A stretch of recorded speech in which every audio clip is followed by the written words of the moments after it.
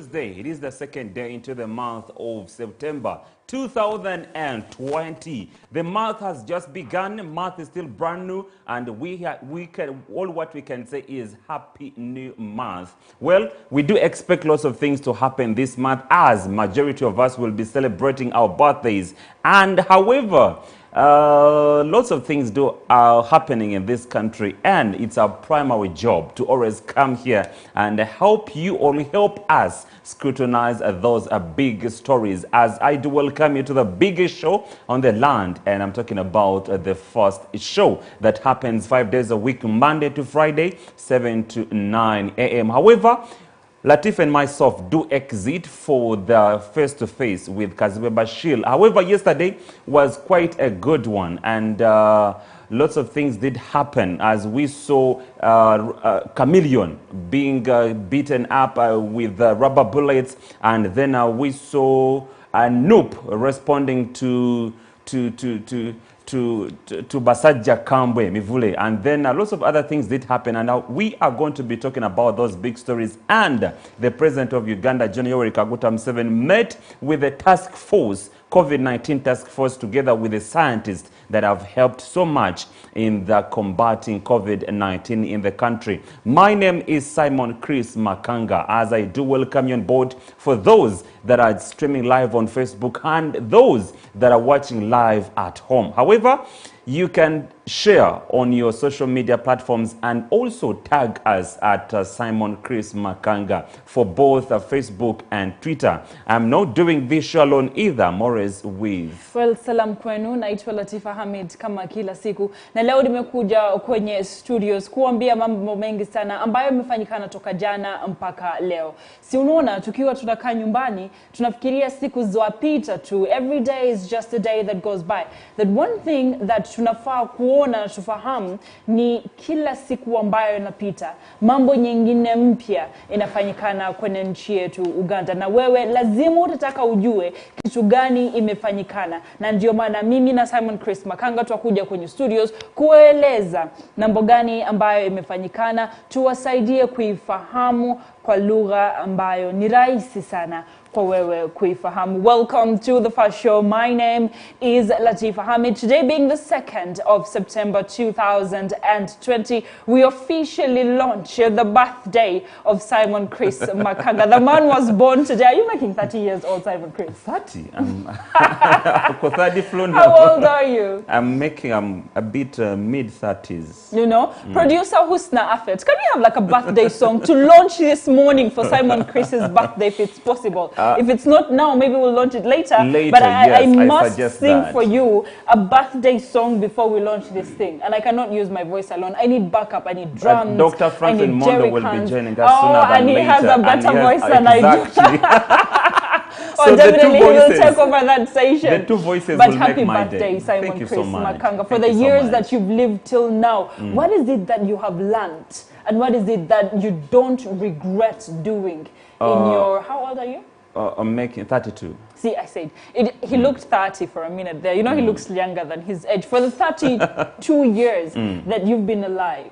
Well, one thing I've learned in life is to be humble. That is principle number one in life. It is. And to be disciplined. One thing I thank my parents for is teaching me the first principles of life is being humble and being disciplined. Yes. Because even if you have the masters, even if you have the PhDs, even if you have the degrees and the diplomas, they still don't count if you're not disciplined and if you're not humble. In a nutshell, you become a danger to society if you don't have discipline. Well, so Simon Chris I want to thank my parents for that. Simon Chris Makanga is becoming smarter as he grows older. You know, prophets were given prophethood at 40 years old. So Simon Chris Makanga has very few years to reach him to the prophethood edge of very many prophets. So very soon, you'll be smarter than what you are, and you'll be delivering better quality discussions and arguments on set. I'm not saying you don't, I'm just saying it will be better. Now, as we are discussing what is happening in the country, before we go into the headlines that made the day, those that we picked from the very many and put them among the things that we'll talk about today, we have a few things that I'd like to mention.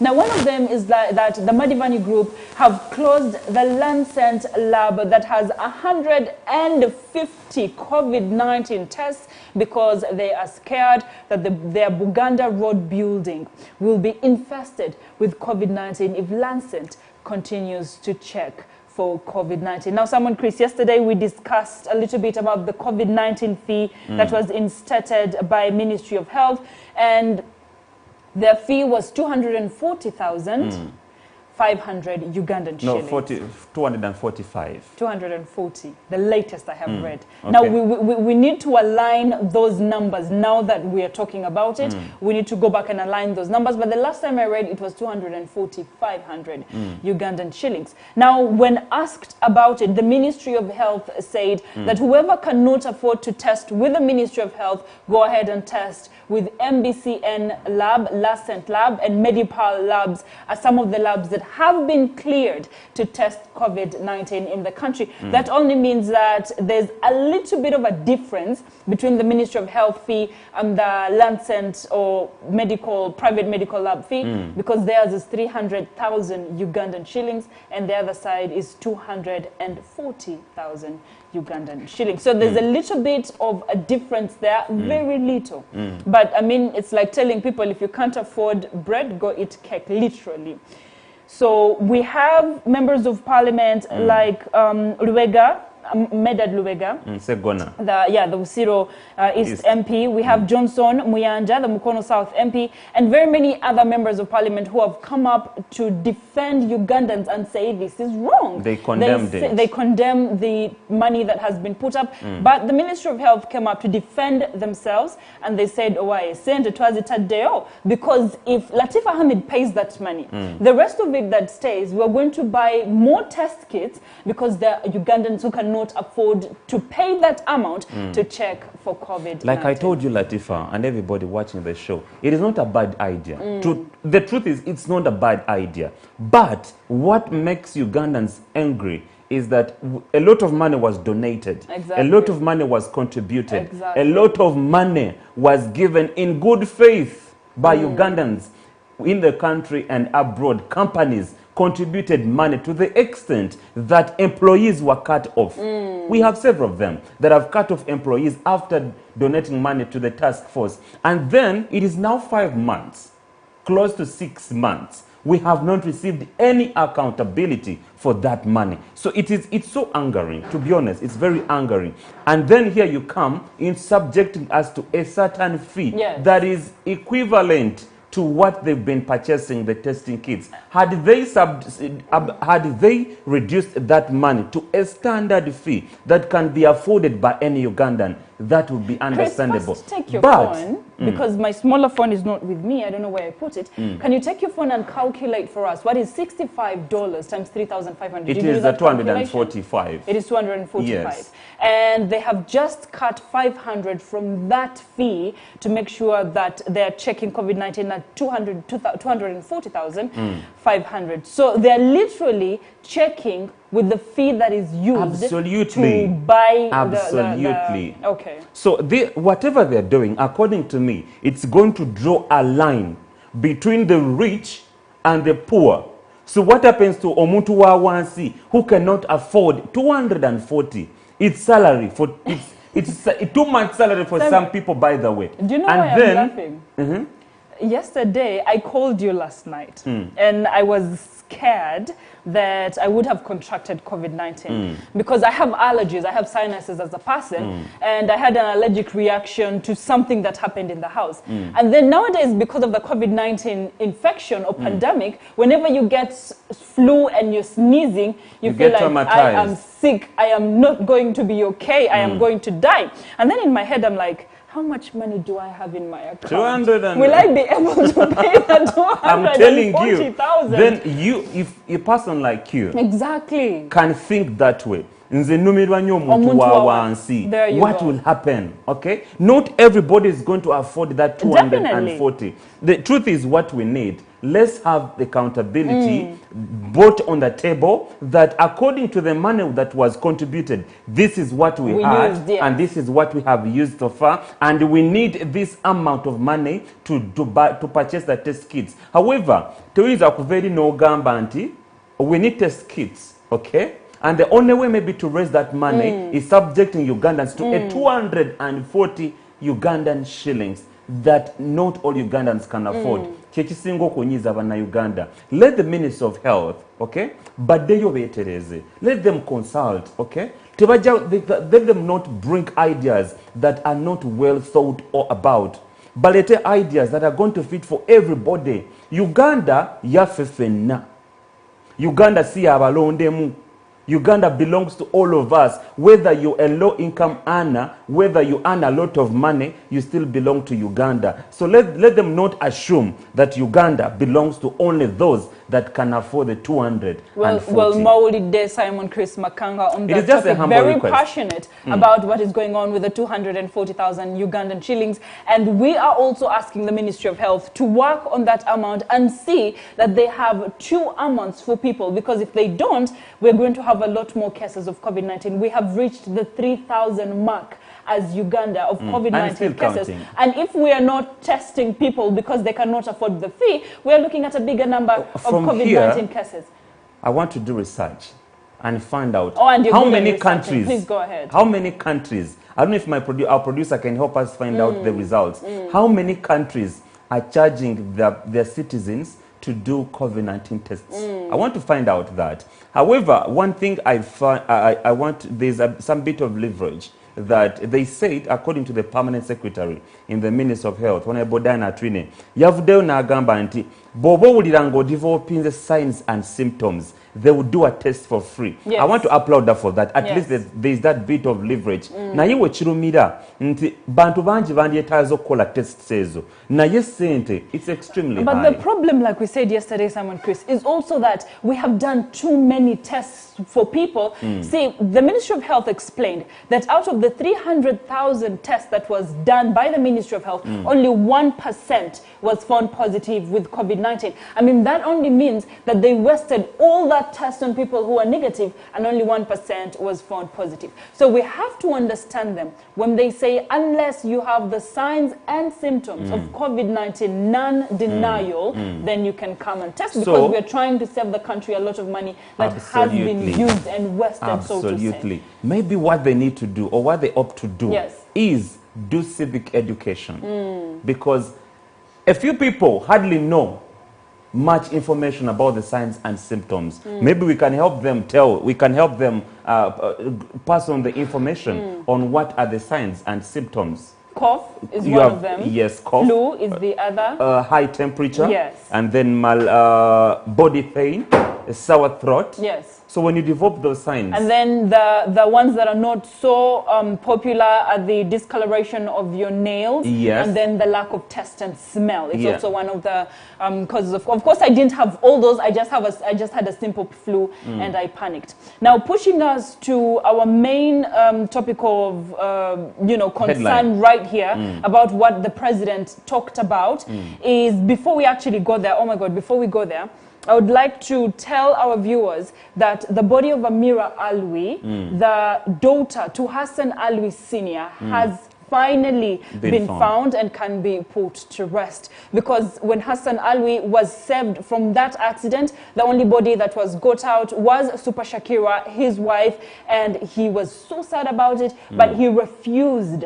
to believe that his daughter was dead until the body was gotten. So again, sad. we ask that their souls rest in peace and the family heals from this tragic accident that happened. Oh yes, may their souls rest in eternal peace. Well, away from that, I want to welcome each and everyone that has just joined us. This is the first show, and my name is Simon Chris Makanga. Well, we have been talking about the President of Uganda, General Yoweri Kaguta Museveni, meeting with the COVID-19 task force. Yesterday was a Tuesday, and indeed, they made and talked about quite a number of issues surrounding COVID-19 pandemic in Uganda. And what they agreed upon was the reopening of schools, but with finalists, especially in the medical fraternity. Latifah, I'm pretty sure you've come across that document that is circulating on social media. I want to believe that it's authentic. Yes. And it's coming from the State House. And what they said, that's the document we are talking about. That document talks about reopening of scientists, of institutions, of and only those dealing with the medical fraternity, and only finalists they want to resume in 2 weeks. Well, it makes a lot of sense. When we look at the COVID-19 situation that the country is going through, we note that what is happening is that a lot of doctors are losing their lives to COVID-19. A lot of doctors are becoming sick because of COVID-19 and having to go into quarantine for 14 days or more, or go for treatment for 14 days or more. That means, aside from the doctors that are being taken by COVID-19, we are looking at the other health sectors being affected by the COVID-19 pandemic. See, our health system in Uganda is already stretched. Now, if you're going to add the issues of COVID-19, we are going to be stretched and stretched. I know that's very wrong English, but I'm just saying to bring out my point. Yeah. And the whole concept of bringing back finalists, especially doctors, is very, very, very important because we need more doctors in the country. Now, as they agreed with President Museveni and National Council for Higher Education, they'll only agree final students undertaking training at bachelor's level in medicine, surgery, nursing, midwifery, dental surgery, pharmacy, allied medical professionals, in that category. And what impressed me is they're not only looking for a certain category of doctors, they're looking at passing out all general doctors. And aside from that, they also said they're looking at those undertaking health-related programs and postgraduate students who are qualified and already health practitioners, and also finalists undertaking training at diploma level in all the different levels or disciplines in the medical fraternity. So just to push the point home, we all need to understand that not all universities are opening up. Absolutely. Not all institutions are opening up. We are starting with medical institutions to try and see how they will follow the SOPs and if they will follow the SOPs before we move forward to opening the other schools. I'm speaking as if I'm their spokesperson. Please. No, you chose that. You chose you made a right decision to become a journalist. So that's your job, to inform the public on whatever. There you go, making me feel good about my decisions. Thank you, Simon. I want to applaud the Ministry of Health and the people on the task force for coming up with that decision. And I think it's going to be a good testing ground, like you said. Yes, it's very smart, because it got me thinking that we have doctors on the forefront, either in the private clinics or in the government hospitals. They're all on the forefront. So one question that came into my mind after reading that document and after applauding them for the good job well done and making a right decision, one question that came into my mind was like, what if all doctors on the forefront are taken into quarantine? What happens? And that's why we're running. These ones are still home. The finalists are still home. It got me thinking that way. And I'm like, oh, now they thought positive. It was a smart move to let the finalists complete their studies, take them for either training or simple training, and then they go into the system. Now, when we look at the timeline that has been put in trying to run this particular program, it starts from 1st of September to the 26th of September. And from 1st of September, they will have the issuance of guidelines from National Council for Higher Education to these various schools. And then from 1st to 13th, or from 13th, they'll have the preparation for opening the schools. So they will form committees, they will have SOPs in place, and they will be training the teachers and the head teachers that will be there. Now, from the 14th to the 26th of September, there will be the inspection of facilities and the issuance of certificates of compliance, and the reopening will also happen during the 29th of this particular time. Now, what I like about this is they will go and supervise and see which schools are following the SOPs that we have put in place and the training that we have given them, which schools are following. And once you do, a certificate will be given to you, and then you can officially open your school. Yes. However much it's a smart move, Latifah, one thing I want to urge the Ministry of Health, together with the government, is that there are already issues surrounding with the available doctors on the forefront. Definitely. On Monday, we were discussing them, how they are operating without PPEs. Okay? And I don't know, if they can run short of PPEs, can their salaries be paid on time? Exactly. These are the questions that we are asking. Yes. Now, the good thing... you're adding, we are going to have more. That join is the where system. they're smart. Okay. That is where the government is smart, Simon Chris, if you notice, is because, see, once you bring internees into the system, internees are not paid for almost 5 years because they're still practicing, 3 to 5 years. They're still practicing medicine in a student manner. And that only means that they're not going to be paid salaries. They're internees and they will work for a period of 3 years for free without being paid, and then now they can go and finally work. So it's a smart move. So it's a smart move. But they're given allowances. They're subject to allowances. Allowances. If you measure allowances and salaries, you can see the salaries would have been a heavier thing on them than allowances. However, the PPEs are a very crucial point to note, and if we don't do that, we're going to have more doctors under quarantine, and we're going to look at recruiting secondary school students who are good in sciences to start studying medicine because we're running out of doctors. Recently, it is not so lost on me that the president of Uganda, General Kaguta Museveni, came out clearly and said, asked the Minister of Public Service to consider a scientist, a sciencer, okubasasula obulungi. Yes, definitely. It is not so lost on me. Definitely. It is subject to investigation whether their remunerations were increased or not. Okay? Security was now, increased, that I remember. We have more coming in to join the ones present. We need to find out how is it going to be. Are we going to see them stage strikes? Like sooner they than always later do. after joining, like they always do, over PPEs, or not? over salaries, over bad living conditions. There are some people that we cannot play with. Truth be told, as a nation, as a government, as a people, there are some things that we cannot play with. And one of the people that we must not play with are doctors.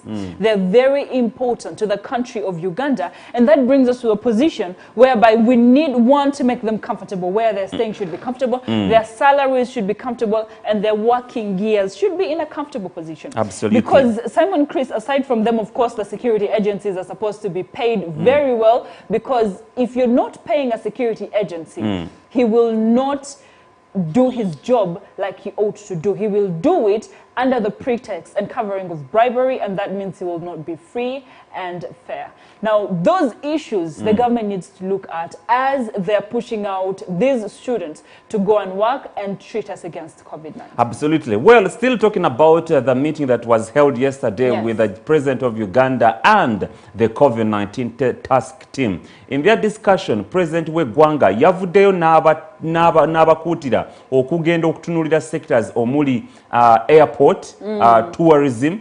omuli churches, education, okulaba how they can be reopened, and then bars. He also touched them to find out how bars can also be reopened. I think sooner than later we'll be expecting the President of Uganda, after the task force has submitted a report on how those economies will be reopened, and then the President of Uganda will be able to address the nation on whether those economies, including airport, tourism, churches, schools, and then bars, whether they will be reopened or not. So we have to wait not until the president will come and address the nation. Now, as we are speaking about the doctors that are going to be, graduating very soon, you see, UCU is already preparing exams for its medical students in 2 weeks' time.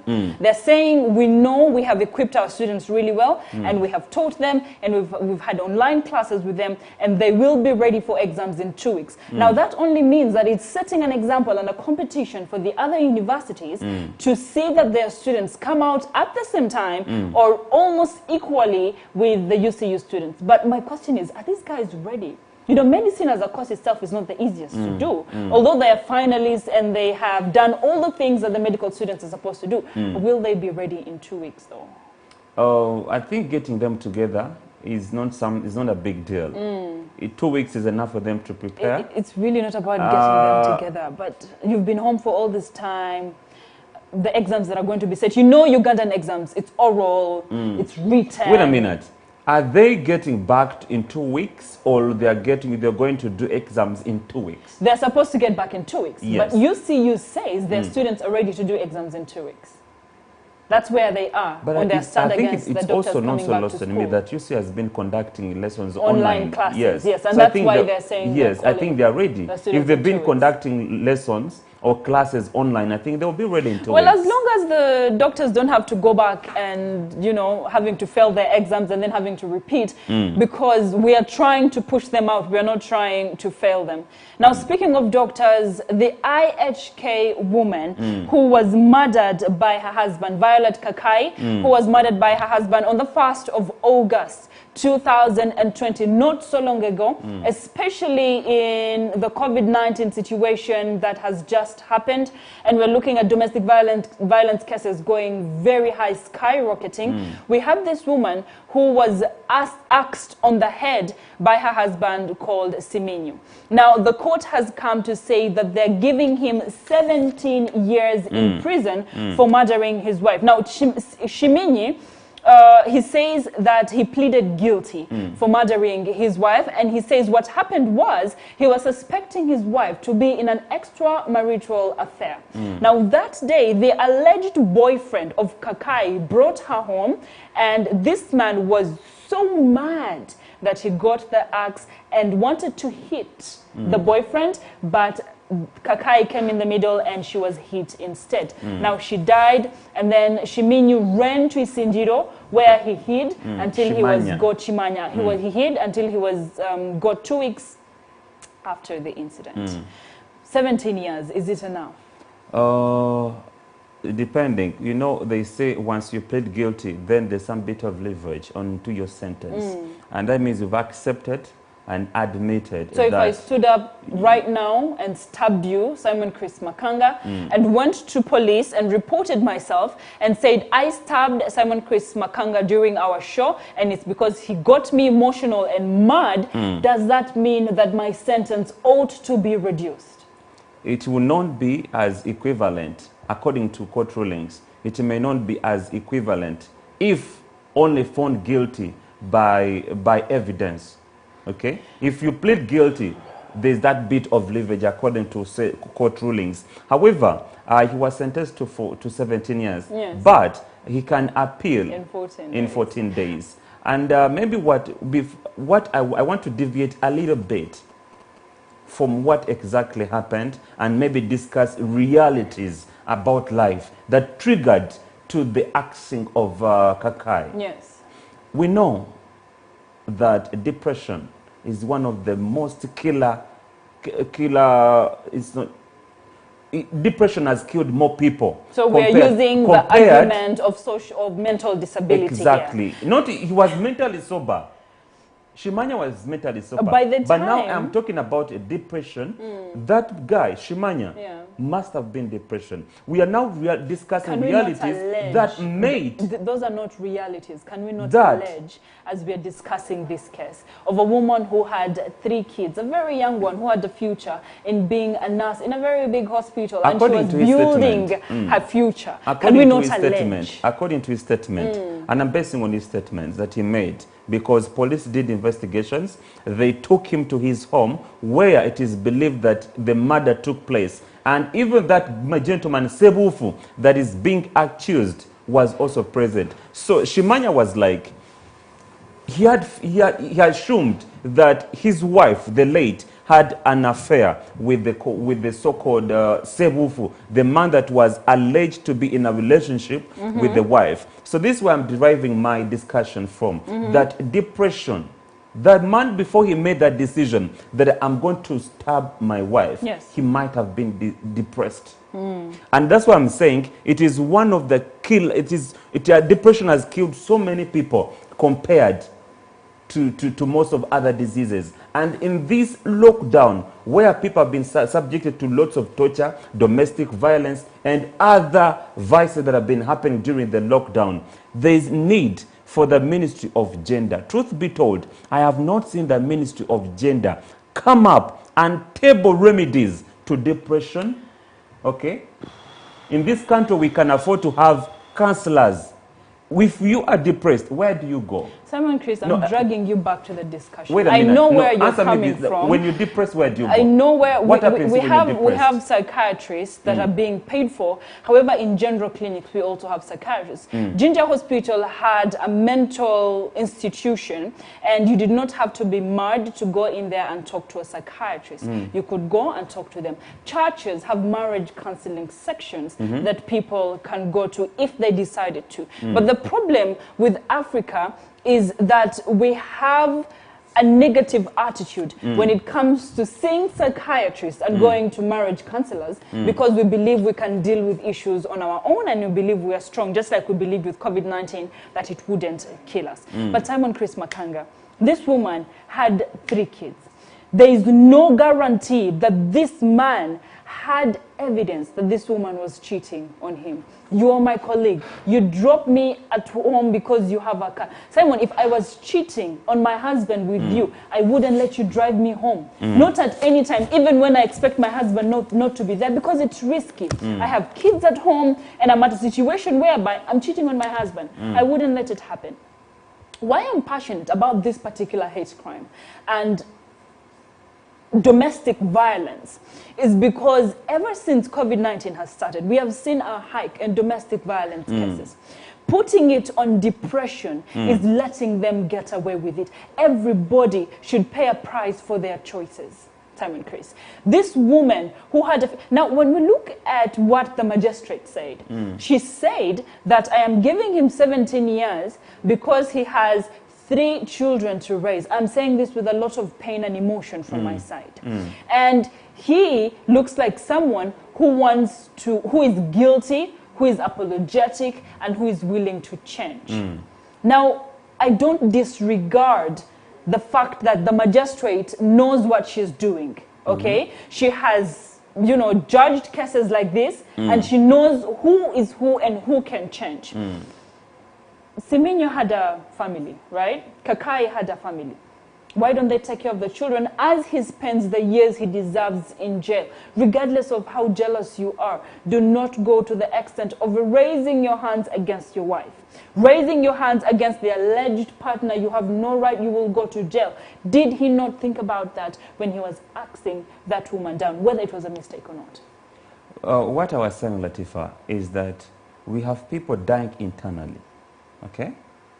And when you ask them what exactly, if you give them a chance to explore whatever is hitting them or eating them internally, you'll find out lots of things have been hidden. True. Okay? True. And there is that bit of a lack of civic education.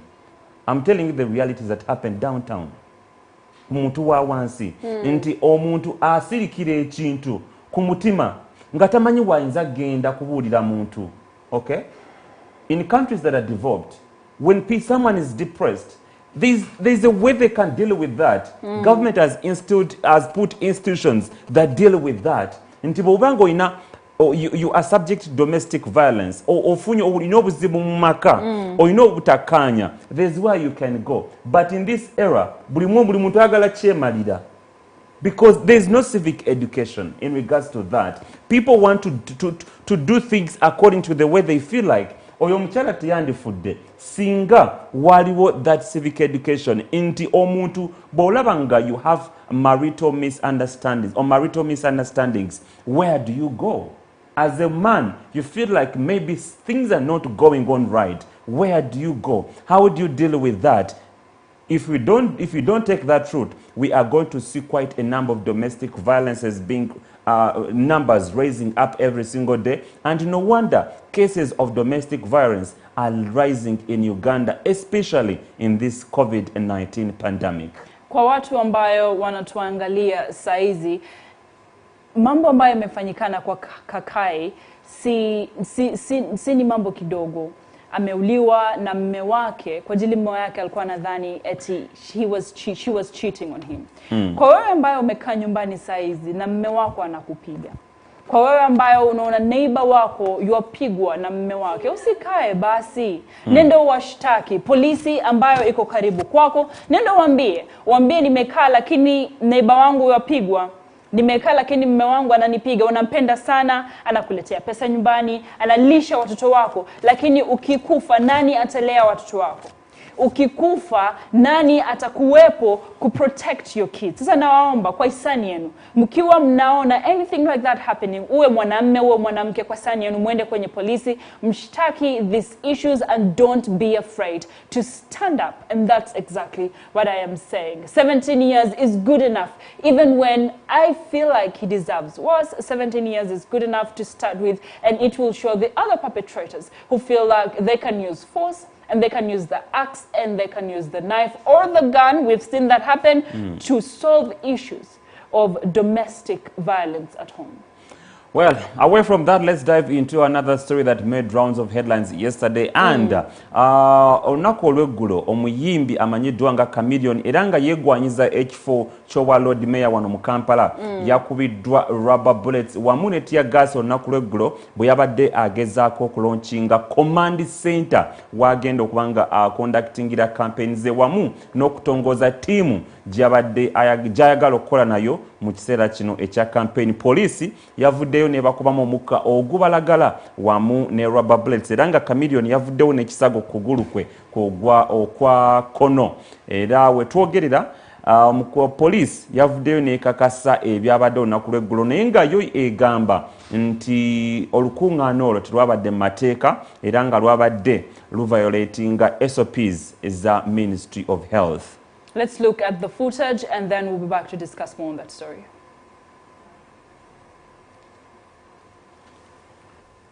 Mayanja yeegwanyiza Chowa Lord Mayor we Kampala muno mwetegereza nga bwagenda okugulawo yafeesi z'awano ku luguudo lwa Balintoma nga wano yali wakutuuza bannamawulire ssaako n'abawagizi be okubalaga yafeesi zino.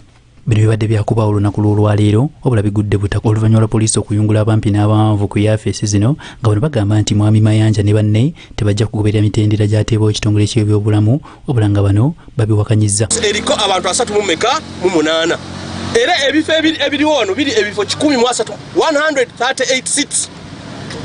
Olujja luno lusobola okutuusa abantu 10,000. Poliisi bwe gyandibagaye bannaye kati omukolo tubayambe tutya social distancing ebeerewo. Omusajja azze kuŋŋamba now you man bwe tubanga tutogera lulimi lumu ogomugundi nsobola okuba nga simanyi luzungu nsobola okuba nga simanyi ki luzungu si musango wadde oluzungu ndukola ki ndumanyi. Anyose dduka n'alabibwawo wakati wa poliisi ssaako n'abawagizi ba Joseph Chameleone ko n'abakulembeze ab'enjawulo ng'ono tataliiza ne balirwana.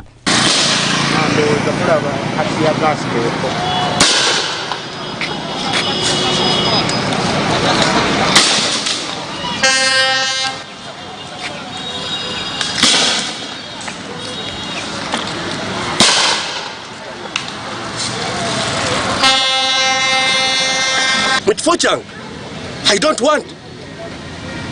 don't want somebody to find me at my office disrespecting. This is my premise. Police act egamba nti omuntu kasita omusanga mu premises ze towana you have nothing to do as police.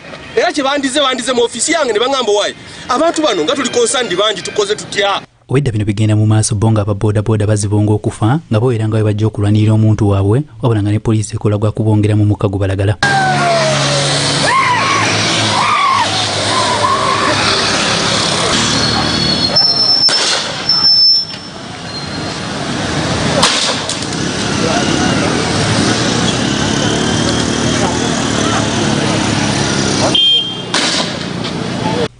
Poliisi obedde emanyi Chameleone tannatuuka mu kifo kino wabula kibasusseeko okulaba nga Chameleone afuluma mu yafeesi wabula ngono tebamuganyiza kwogerako na muntu yenna kwe kumukubamu omukka ogubalagala olwo ye ne banne ne badduka okusobola okumutaasa obulumi.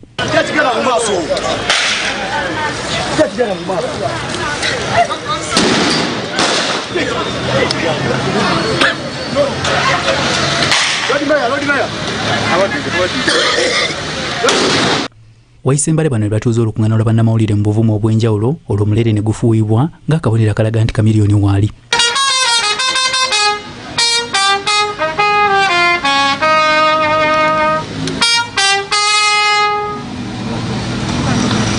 Oluvannyuma Chameleone atandise okwogerako eri abantu wabula ne yeemulugunya olwa poliisi okubamu omukisa nga wadde baali bakugoberera mitendera gyonna egyateebwawo ekitongole ky'ebyobulamu nga wabula ne mu kavuyo akabaddewo ono akubiddwa okugulu. Olubadde okutuuka wano ku ofiisi yaffe gyenza okuggulawo Sanze tiyagasa anyoka.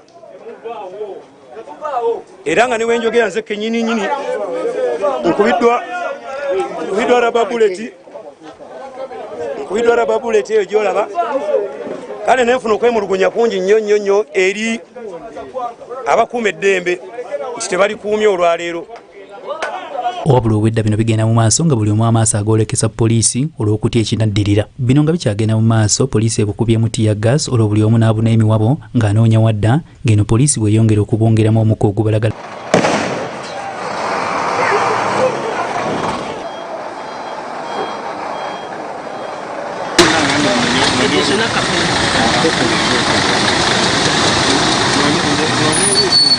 Abantu ab'enjawulo beemulugunyiza olw'engeri poliisi gyekuttemu ensonga zino era nga balaze obutali bumativu eriyo. Gasi kyokka babainaremwe bakola enkuŋŋaana ezaabwe teri abalumba babainaremwe bakola enkuŋŋaana ezaabwe teri abalumba naye ffe tujje just kugulawo ofisi ya road mayor olw'ensonga tubaite twekalakasa tubaite twategesa omukolo nga twobuzaabize bulungi social distance n'amateeka nga tugagoberedde naye ekyokuba nga batutuusako obuvune beti nga naffe tuli bannayuganda ekyo nkivumbira so nze nkuba omulanga eri eggwanga lyonna nti bannange bino ebikolwa ebyetujju bye batukolako bisaanidde bikome okuwagira omuntu ekitegeeza nti oba ovudde mu nsi lukwe oba bino twabitegese nga nabo bennyini bakimanyi n'okuba nga batutuusako obuvune bwe buti eno rubber bullet they were almost taking my life.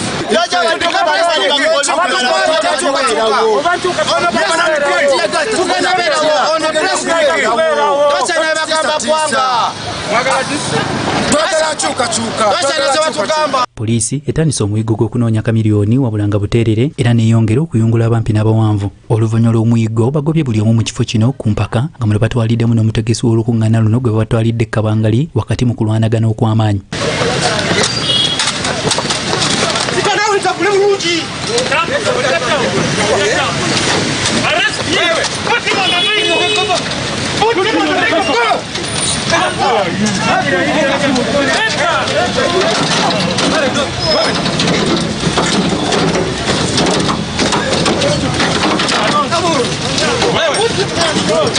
Oluvannyuma poliisi epondose neeva mu kifo kino nga bakizudde nti kamiliyoni yayiseemu dda. Poliisi erinyeggere mu nteekateeka za mwami Joseph Mayanja yeegwanyiza ekyoba Lord Mayor bwa Kampala we yabadde ategese olukuŋŋaana lwa bannamawulire okusobola okwanjula yafeesi ezisangibwa wano ku Balintuma mwabadde agenda okusinziira okusobola okuyamba eggwanga ssaako n'okunoonya akalulu ak'obwa Lord Mayor.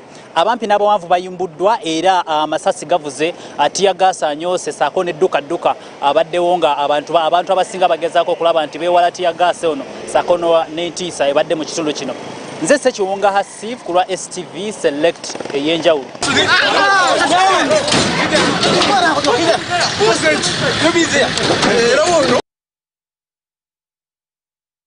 He was arrested, the director for Jose Chameleon's campaign, and he was put under the seat of the police truck. Now, when we look at such things happen, this has become the norm in the Ugandan political arena, where the opposition party is either tear-gassed, beaten, or hit with rubber bullets. Now, see, by the end of this political season, if we're not careful, a lot of people are, one, not going to be able to bear children. We saw Honorable Chagulanyi when...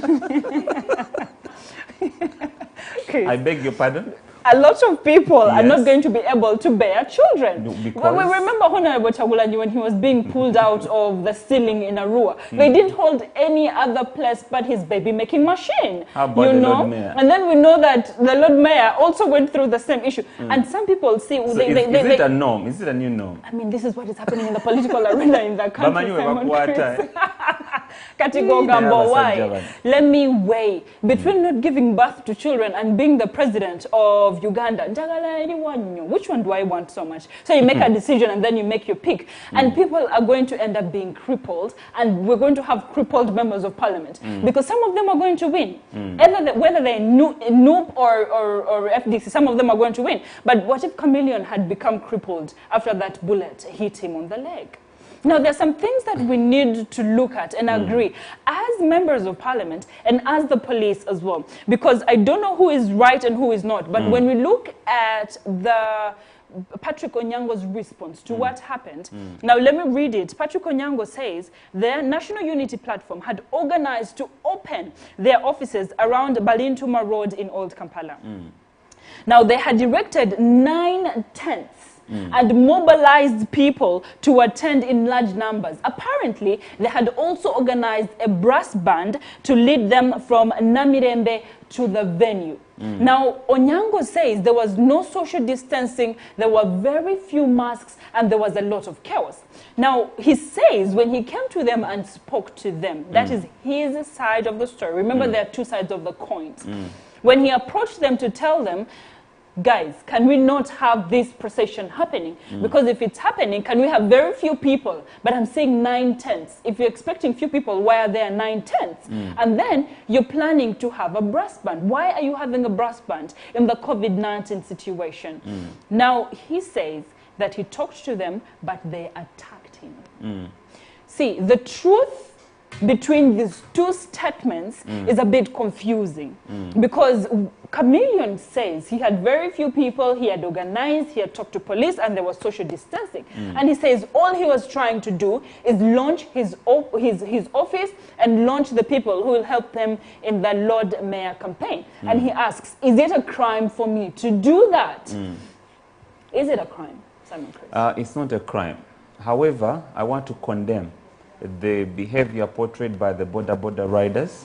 That wasn't called for at all. I think to me... Simon Chris, pause.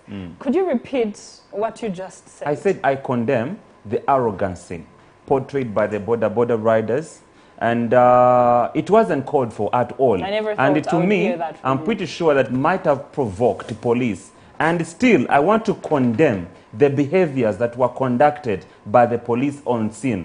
Police amanyi geino kozesa. Mabega kao, President Wagwanga yali passing abasirikale. Okay?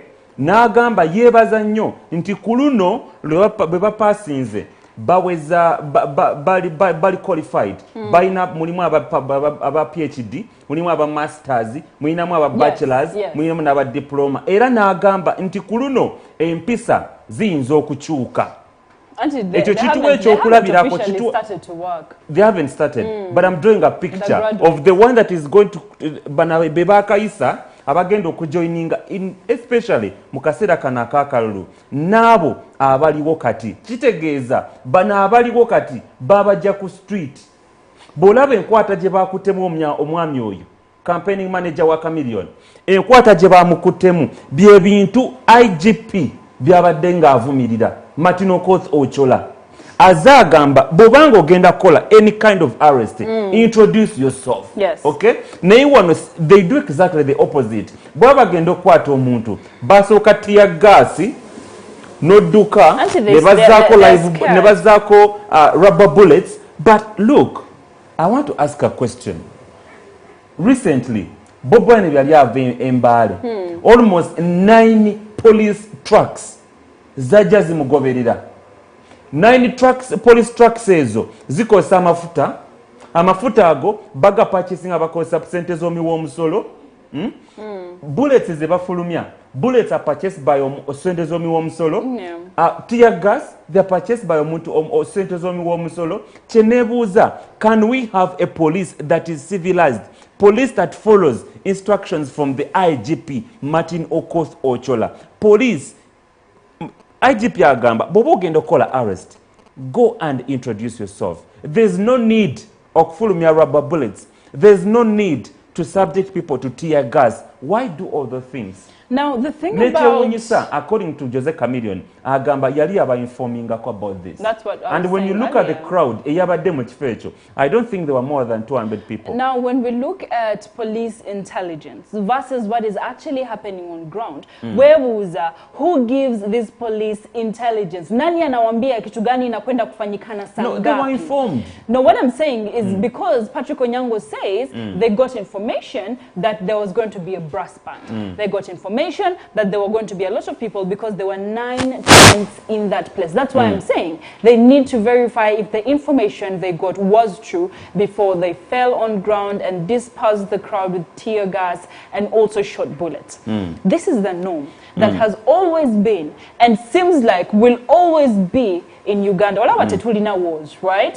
So the police is looking for where they're going to spend the tear gas on. They're looking for where they're going to use the rubber bullets on. So you mean that they're trigger hungry? Who he said, Oh Simon my Chris, I God. go for training and I am taught how to shoot the gun, target shooting. Well, come on, what do I want to do? I go to school and learn engineering. I learn mechanics. When I come back home, I'm going to get my dad's car and start, disorganizing it because I have nowhere to work on. I have nothing to do. How am I going to do my practicals? So you mean there's that bit of excitement? How am I going to do my practicals? practicals? Now, the opposition have made the ground ripe for this kind of police to use the tear gas and practice on them. Because at the end of the day, there is so little that we can do as the opposition, fairly speaking. There's so little that we can do because the police seems to have an agenda. The police seems to have been told that any opposition that come together, tear gas. Use rubber bullets. That's what I'm trying to say. I mean, what are we doing? Recently, Flavia Wekwaso, the UPDF spokesperson, explained and said that she's going to withdraw the escorts that the members of parliament have because they're misusing those escorts. Why? Now we have seen the NRM members who go out there and start speaking to crowds without masks, without social distancing, and then they use the escorts that were given to them during the time when members of parliament were being killed left, right, center to protect them, to guide them during those processes. So why is it that we are misusing the guards that have been given to us? So Flavia Wekwaso has come up to say that if they do not adhere to what she has just, she's going to withdraw all of them and they can start moving without escorts because that's not the reason why they put them there. So the police could have gone to Chameleon because he's the head in that particular congregation. Pull him out and say, let's go to the police station for protective arrest. In order for us to keep you away from the crowd, you will instigate the crowd if you're there. And in order for us to make sure that this thing doesn't happen, we'll take Chameleon, we'll take Henry Luowa, and we'll take the key people in that organization and take them for protective arrest until everything is sorted. We should learn how to have a police that knows how to communicate and talk to people. That is the police red, that blue, yellow, green, or purple. Can we do that? However, my only humble request is, and this goes to police, I don't know if IGP can listen to this.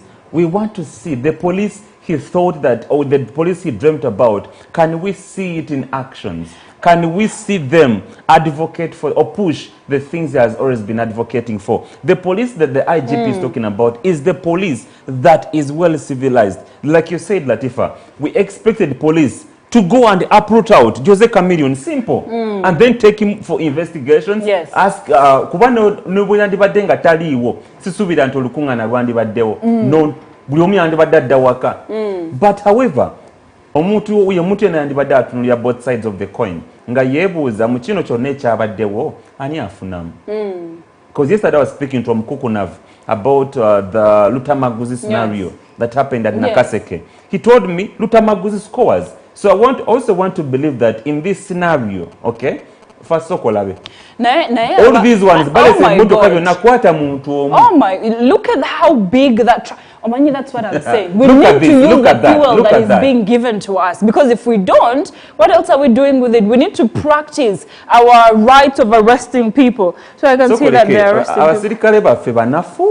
Do you need 10 men to arrest one person? We need to use our resources. We have to use our resources now, Simon Chris. So we're using it and utilizing that the taxpayers' money. I know. Look at the people around. I don't see so many people, by the way. And I'm wondering, why is people using a lot of brutality? I had that tear gas. You know, the last time I felt tear gas, I was in Mbale. And I'm not sure what was happening, but there was tear gas. Now, I was far away from a place where the tear gas hit, but my eyes were hurting so bad. Everybody in that area, kids, adults, old people, have all tested the tear gas. There's some analysis that one person tried to tell me. Yes. Tear gas, especially Bob Wine waba ina jagenze. Buli bakuba tear gas, Bob Wine yafunam, ask me how. Buli bakuba tear gas, omuntu ng'abuuza ate tear gas bakuba waki. Nti Bob Wine ayitawo. Bobi Wine akoze eki? Mbw ayagala kwesimbawo kuba president. Ekyo kyokka kale tujja muwaka.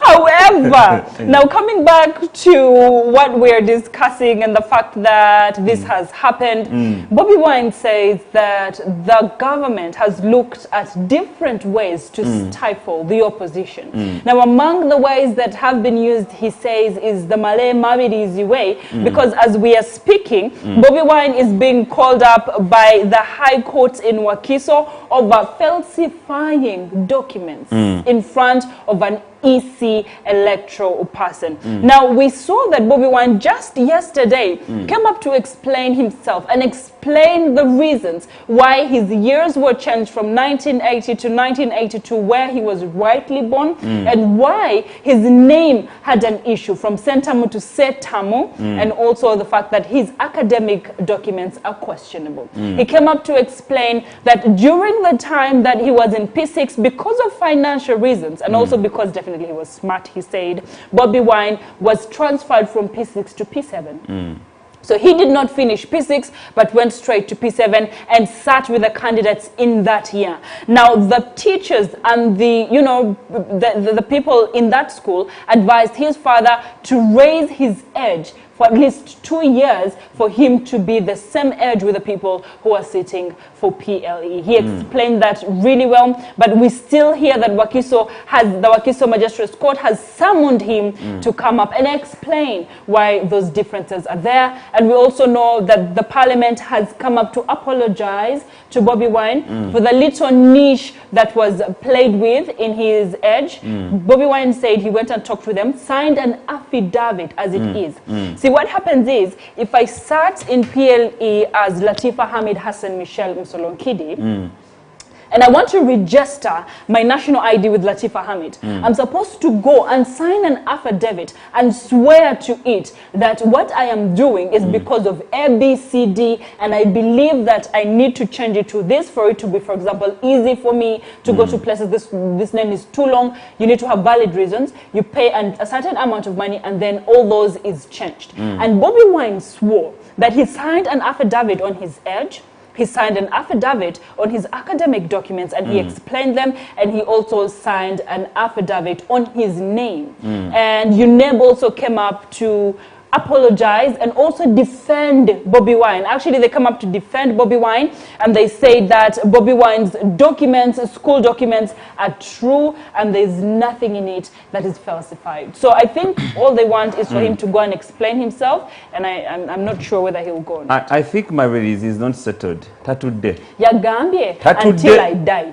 And he's going to waste a lot of Bobby Wine's time. He swore to it and said, until I die, I am going to make sure that Bobby Wine is not on the ballot paper. Why such passion? No. Why is he so passionate about Bobby Wine? Aina byayagala. Era bw'anaaba bifunye ojawulira ng'asirise. Mu mawulire tojja kuddamu wulya. Naffe wano tetujja kuddamu kumwogerako. Okay? But one advice I can give to Bobby Wine or Robert Chagulanyi. Let amukubire simu, amuyite. Let them sit down and talk. No. Robert Chagulanyi has already scored in the Malay Mabirizi Robert Bobby Wine version. He's already smart. Scored. He's very smart. And believe you me, at this point in time, this is when Bobby Wine needs a lot of time to concentrate on building party structures, building the strength of the party, making new recruits, seeing how campaigns are going to run. But now this time that is going to be wasted in court, and it's only in Uganda. Will help him do that. Listen, it's only in Uganda that you have a court hearing, maybe it's at 10. Yes. Well, they called him. So a lot of time is going to be wasted. My humble request is, amukubire simu bateese kuba alina byayagala ye bwana babitukiriza n'abimuwa ojjalaba nga Malay Mabirizi akoze ki. Well, he has been called on September 16th, 2020 at 10 a.m. and Bobby Wine needs to show up even when he feels that he's unfairly being ruled, unfairly being called, and unfairly being judged. Bobby Wine actually needs to go there and sort those issues out so that he can move forward smoothly. Malay Mabirizi seems to have a personal vendetta. A lot of people have said that given the very many petitions that he has made, Malay Mabirizi seems to be on the right track. But this personal vendetta makes me question his reason for doing what he is doing. A lot of times. And at the end of the day, Bobby Wine was smart enough to wait it up and then come up and give a response on what just happened. And when we look at the political environment and how Bobby Wine came back and responded to this, I think it's a good thing for him. It's good PR. Yeah, it's good PR indeed. But then the other side, we need to weigh the other side of the coin. Okay? Because we know, between me and you, we know who Malema Bidis is. Yes. And however much Bobby Wine responds, Malema Bidis are just sigalanga alimedeko ojukira ku gundi ya article 102B. Okay? Yalimirako mpaka East African Court. Nti bombulokinga wano amanyi wajjo kolachi wajjo okuyita ninga ye abamanyi kyagoba. So ku nsonga ya Bobby Wine ajja kulemerako mpaka ngaafunye kyayagala naye nga tannakifuna ajja kuwayononya obudde bungi nnyo. The only advice I can give, amukubira akasimu batuule ku menza bwekabanga bwaba alina byayagala babimiwe, then the issues will be settled. Well, Bobby Wine also came up during the time when he was responding to Malema Bidis about his age. He also came up to say that there are people, mafias in the NRM government that approached him the moment he stood for the MP Chadondo East position. There are people from the NRM government that approached him and told him there's a certain amount of money that we are going to give you. All you have to do is step down from the presidential elections and presidential campaigns. And he was saying very soon he will be naming and shaming those people who told him we are going to give you some, he calls it stolen money of people, of taxpayers' money to you if you decide to step down. Well, as we also step down, let's go for a very short break, and the first show returns in a bit. However, we still have more other stories to discuss and also do share with you. For now, the first show returns in a bit.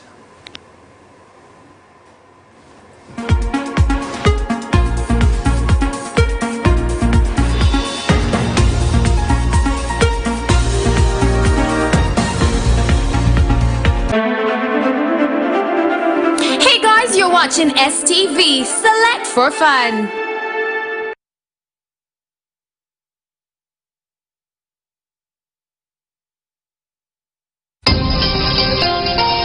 Tomorrow, Wednesday at 9 a.m., make sure to catch retired Major General Gregory Mugisha Muntu with Elijah Tuliagumanawe as we dive deeper into opposition politics. Do Uganda's opposition parties still hold moats ahead of 2021 or not? All of this on the first show.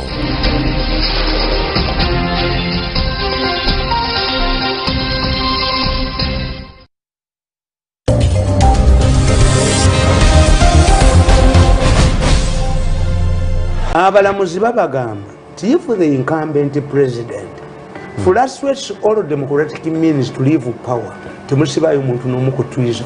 This is why Besigye is released. Museveni ekibi kyalina talina mawulire. Nawandika n'ekitabo kyange the role of which could have been a malicious society sapule njijjamu noyingire sabo katonda wa bujja nze katonda w'obujja bw'oba olaga eri sapule twekitwala omusajja omubbi bamujja ewuwe ewaka kabanga lyezi ne bamujja ewuwe ewaka yabadde mu ttooyi naye tebamukiriza na tusanitize bamutadde buteesi mu piikaavu ba mu state house naye omukyayina bwe yawulidde nti ono bamukutte yeesize kiwi yayitiddeko yadduse ng'omuddugavu.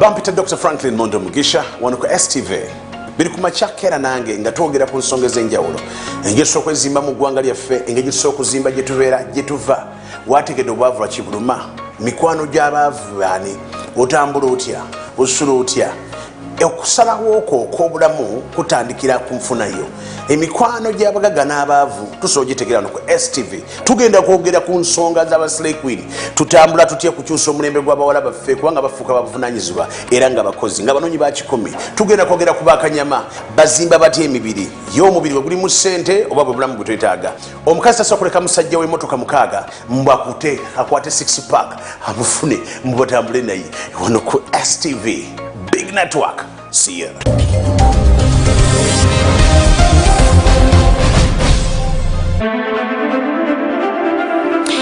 Because you're watching STV, select for fun.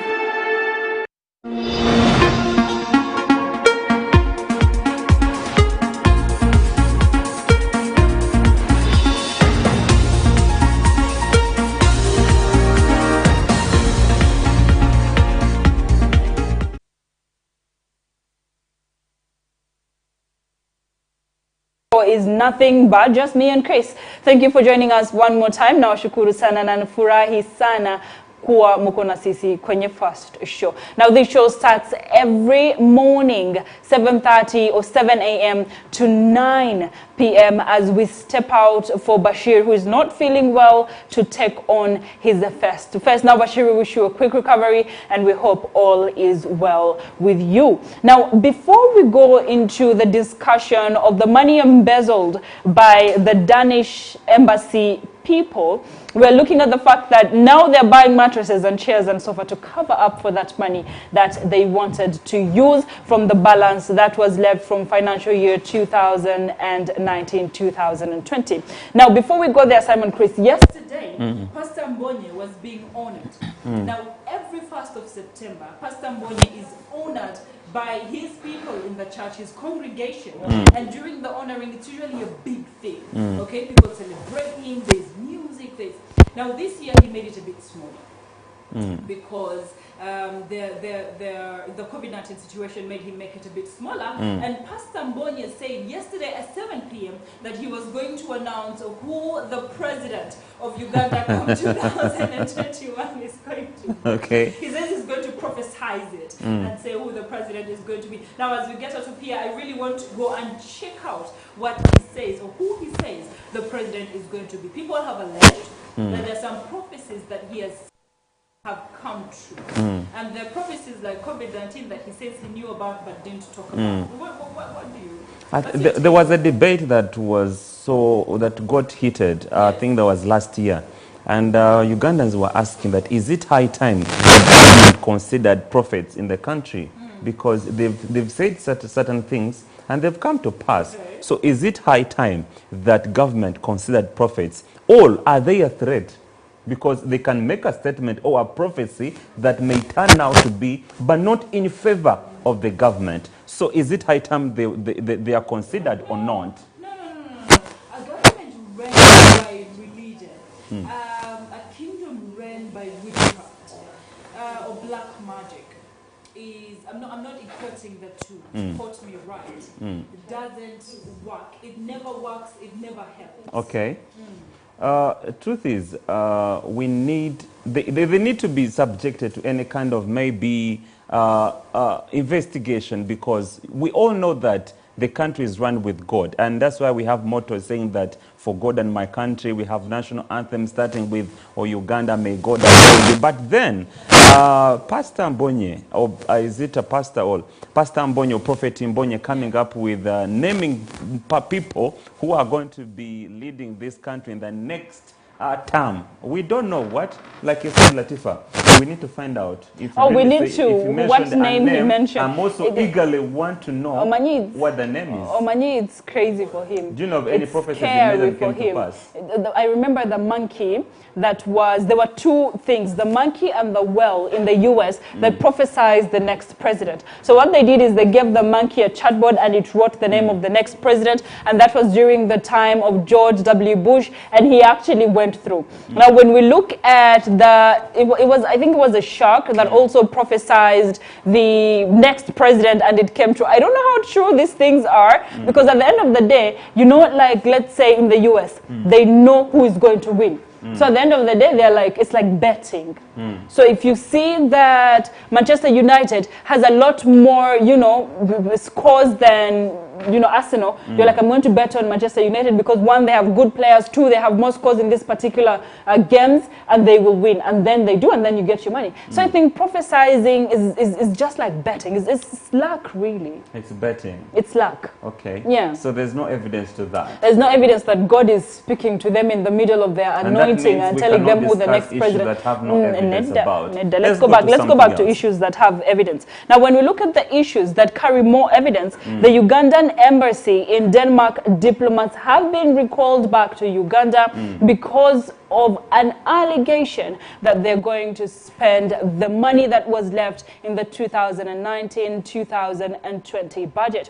Now, the money was sent to them by the Ugandan government to help aid the citizens of Uganda that was stuck in Denmark. However, they failed to finish the money, they failed to allocate the money, and there was a balance. Now, on the 25th, they wrote to the permanent secretary of the Ugandan embassy and asked if they could keep that money for themselves, and that request was rejected. Now, this is according to the research that we made.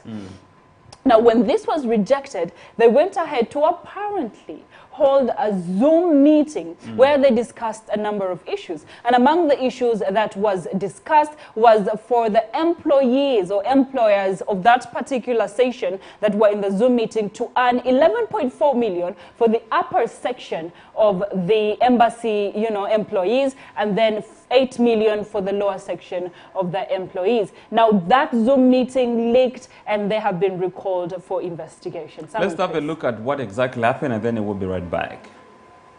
You don't listen to Ambassador Ellie Richard. No. The facts are the facts. Okay. Don't listen. Not now, but in the new year. Facts. Okay. In the new year. When Ambassador has come. No, Neda, no. You have what? They keep addressing their concerns to the former AO. Then these guys are supposed to pay 1/3. Yeah, the electricity they pay full. Oh. So so you shouldn't put for officers. You will be raising another query for nothing. So for the officers, you did it. Yeah. All right. Okay. They would pay and then they would claim. We continue. We have to pay for internet services, but this one takes us to. Because I think what the accounting officers did was to be lenient and pay so that if there will be a query, even after you have left the mission, they will ask you to pay it. Okay. When I was in Switzerland, they asked officers who had gone back to Kampala to pay. But since I was the accounting officer, I wanted to protect my former colleagues. I discussed with the auditor, and the head of mission was also good, was concurring with me. So Tuamalabamu as a mission. Tuamalabamu. Mudide. Tuamalabamu na kola ki na dropping na ye. So kat Alex na isi akola. Ya salamu na gamba nze kanchireke bwe baba tabachikwerinze. Okay. Ambassador. I'm glad that you now put it correctly per diem, not safari. Not allowances, it's per diem. Who is this for? For you. For office. For all of us. Office. During this period. Yes. So we shall instead of calling it COVID, we will do it as an allowance. Okay. It's a per diem. For 8 days, I think. We'll have to write it for you. Ambassador, we want to know for how many days? 8 days, that's fine. For 8 days. Okay. That is for each, yeah? Okay, so for you, give yourself 4, okay? Yeah, they have already done it. They have done it. I have seen it is there. Yeah, that's what I'm asking. For who? How much for each? I thought for each 8 days. Head of mission 8 days. Deputy head of mission 8 days. Accounting officer 8 days, and they decided for themselves that each one of them for 4 days. Yeah, 5 days. Excellent. But why should they? I would add that at least getting 8 days. Let them at least no, let them add they should have 6 days. Oh, good. Or maybe 7. 6. Now 6.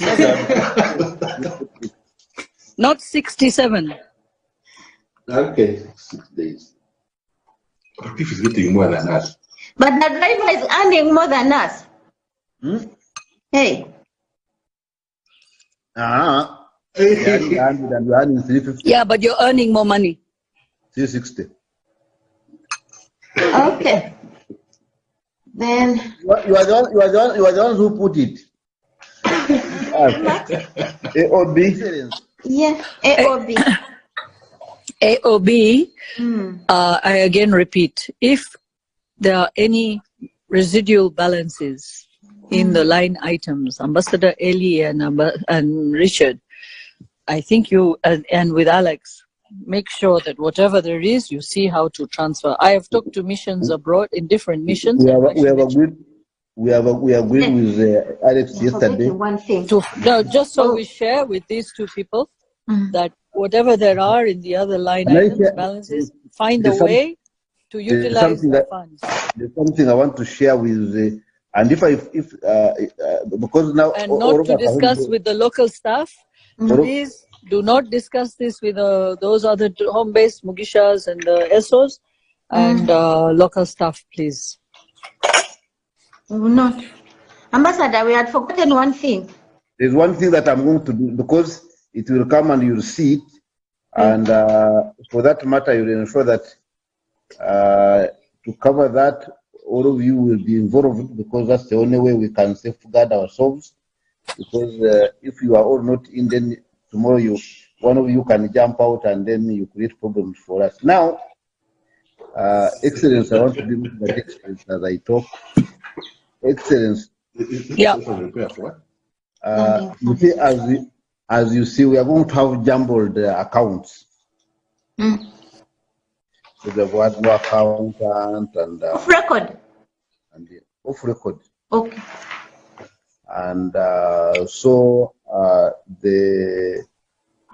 even these things we have said that we are going to pay for, the money is going to come from non-items. So there will be in accounts. In accounts is what they are going to call mischarge, which was one of the main things that they did last year. So and the auditor will come saying that because last year we had a mischarge as a main item, you'll come with that one. So twetaaga okuba nti twepreparinga mukitegedde. Yeah. I'll talk in parables so that you understand. You have to be prepared to ensure that the other person gets to understand, and when I say the other person gets to understand, you know what it means. So we are going to get a way of how we get protector. We put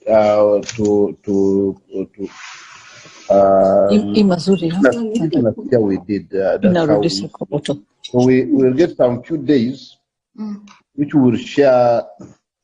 We'll get like 2 days only. 2 days we'll share between all of us, and then I will expect that we will after that we will give that money. We will put it in the safe. You'll bring it to me, because this time around it will not. It will be by the time when they come to audit, it will be the new accounting officer will be there. Okay. So that money will be put in the safe. By the way, does the safe work? I think so. So we will give 2 days allowance apart from these ones which you have given yourselves. 2 days allowance. On top of that. And then you bring that. It will be in the. Yawulira eyo Uganda gye twogerako bulijjo. Abantu balidde ssente z'eggwanga lino. I don't know. Muzirye naye namwe zijja balaakira.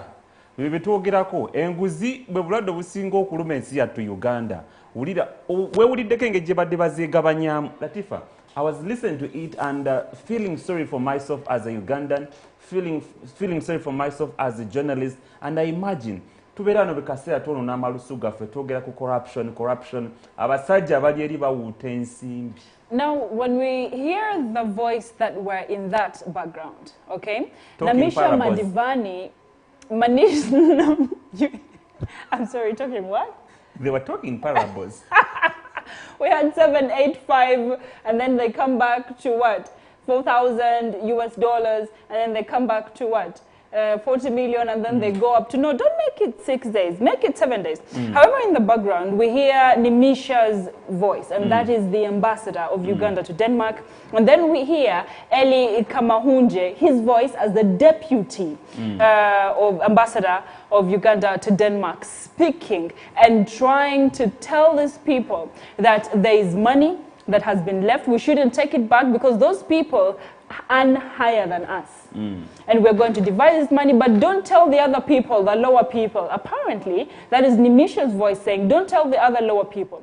And then Eli is telling them, we have done this before, and we've bribed the auditors, and they have come down. So we are all going to have a collective effort whereby we get money and bribe the auditors. Now, Simon Chris, the controversial bit about this particular story is that a lot of people have said that Nimisha's voice has been doctored into that Zoom meeting. I wish we had a video to see whether she was there or not, but the allegations that are now coming up, the evidence that is now cropping up is that Nimisha is having issues because when the Danish government gave money to Uganda to fight COVID-19, Nimisha made sure that the money went straight to the president of the Republic of Uganda, so the mafias around the president did not touch the money and did not eat the money. And that is the reason why they made sure, they professionally doctored Nimisha's voice into that audio to make sure that she was a part of the theft and she was part of the process. Investigations are going in. Keith explained to us that as investigations are going in, all of them will be called back until they get the truth to this matter. First and foremost, I want to applaud Nimisha Madivan for the good job well done, because as an ambassador, your primary job as to why you're sent to those different countries is, one, to represent Uganda. Nechirala okusakire gwanga. I think I stand to be corrected if there is any other ambassador that has kusakira for this country, especially in this pandemic. She brought in a lot of money for the country, and that money was meant to help the COVID-19 task force. However, banabanyunyusi bebazigwamu abanyunyusi ababbi bakondo bebazigwamu. So okuplayinga smart okulaba nti nabo tebagenda bokka ne banyiga mwani ambassador. But however, that lady, me, I stand with her. I stand on her side. Bwabanga ddala yatwala obudde bwe n'asakira eggwanga ssente ne zituuka ne mu ggwanga naye abanyunyusi ne basalawo kuzeddiza. We condemn that act. However, there are two things that Keith brought up. Now, one of them was the fact that on May 25th, they wrote a letter to Keith saying that we want to retain the money that has been left in our treasury because we did not use all of it. And Keith rejected that letter and said, we're not going to let you do that. Now, on another case, Eli has also been accused for being part of the team that purchased mattresses, seats, carpets, and sofa sets for one Alex, also a third permanent secretary in the Denmark embassy, and saying that this money that we are putting right now, which is worth 40 million Ugandan shillings for buying all those mattresses and all that, is for making sure that the third permanent secretary is comfortable.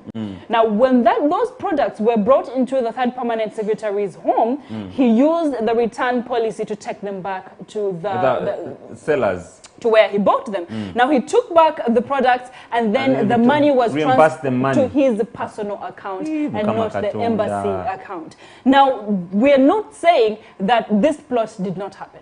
We are not saying that Ugandan taxpayers' money was misused in the embassy. What we are decrying, what we are questioning is who is really involved in this particular process. Who are they? Who are the true perpetrators of this crime? Because before we go and hang a noose on the neck of those that are not guilty. I think we need to have Nakalima team, the State House Anti-Corruption Unit. We need to see it active than before. We need to have report issued sooner than later. The moment this gets out of media, toja kuddamu kiwulira anyway. And this is what these people have always taken advantage of us, media. The moment we quit or exit from a certain event, ekyo kiba kivudde mawulire. I mean, kiba kivuddewo. A report ebange efulumye. So we need a report from the State House Anti-Corruption Unit. Edith Nakalema aveyo intervening in this scenario. That's the reason as why it was created. We need to see results. We need to see a report being issued. Bukakafu buveyo twabukulanga sente za mna Uganda zikola ziwonyezebwa. Well, when we look at what is going on, it is only fair to say that, yes, we are demanding for accountability from the Danish embassy. And yes, the money that has been left must and should be returned. I think that money was 90 billion. Oh, it was a lot of money. 90 billion. Oh, it was a lot of money. I remember reading that statement when Denmark has donated. It was 90 billion. Well, there was a shillings. difference between the donation made by Denmark and the money that was given to them in order to run their affairs as the embassy. And it was part of the money that was supposed to aid citizens to come back to Uganda or give them financial abilities to stay in Denmark. Now, all we are asking for is that the rightful people be brought to book so they can rightfully pay for their crimes, and the innocent ones be pulled out of this conversation and not be castigated with the rest. Absolutely, Yes. absolutely. Well, the Fight Show is going to be taking another break, and we'll return with the business angle, and Genesis will be standing in for that. For now, we'll be right back.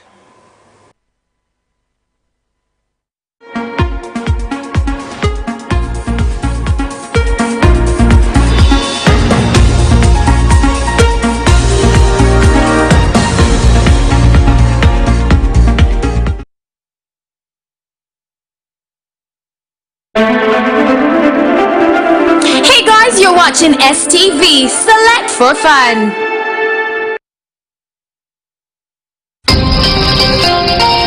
Tomorrow, Wednesday at 9 a.m., make sure to catch retired Major General Gregory Mugisha Muntu with Elijah Tuliagumanawe as we dive deeper into opposition politics. Do Uganda's opposition parties still hold moats ahead of 2021 or not? All of this on the first show.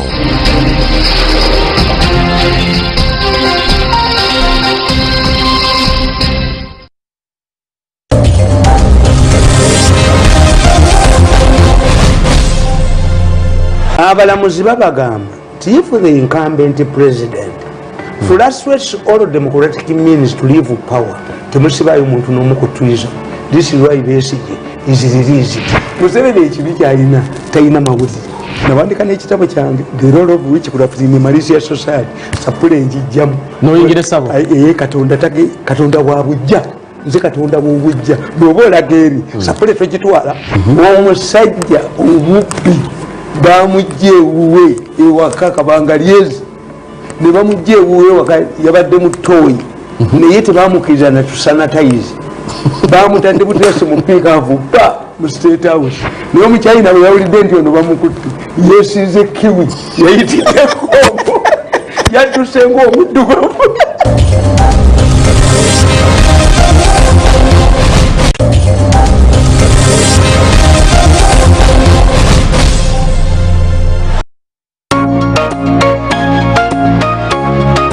bampita Dr. Franklin Mondo Mugisha wano ku STV biri ku makyakera nange nga twogera ku nsonga ez'enjawulo engeri esobola okwezimba mu ggwanga lyaffe, engeri esobola okuzimba gye tubeera gye tuva. Wategedde obwavu lwa kibuluma, mikwano gy'abaavu baani, otambula otya, osula otya. Okusalawo okwo okw'obulamu kutandikira ku nfunayo. Emikwano gy'abagagga n'abaavu tusobola ogitegeera no ku STV. Tugenda kwogera ku nsonga z'abasile queen. Tutambula tutya kukyusa omulembe gw'abawala baffe kubanga bafuuka babuvunaanyizibwa era nga bakozi nga banoonyi ba kikumi. Tugenda kwogera ku bakanyama bazimba batya emibiri y'omubiri bwe gulimu ssente oba bwe bulamu bwe twetaaga. Omukazi tasobola kuleka musajja w'emmotoka mukaaga mbwakute akwate 6 pack abufune mbubatambule naye wano ku STV. Big network. See ya.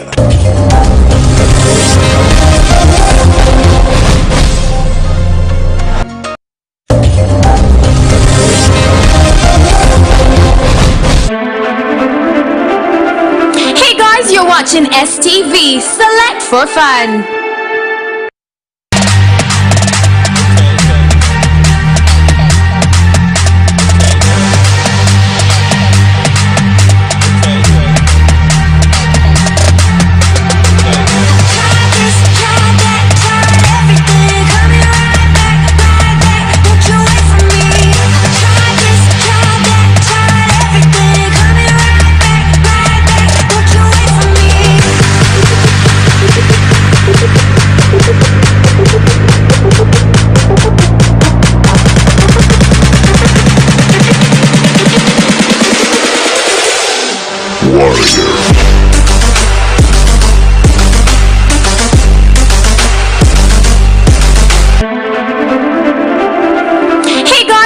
watching STV Select for Fun.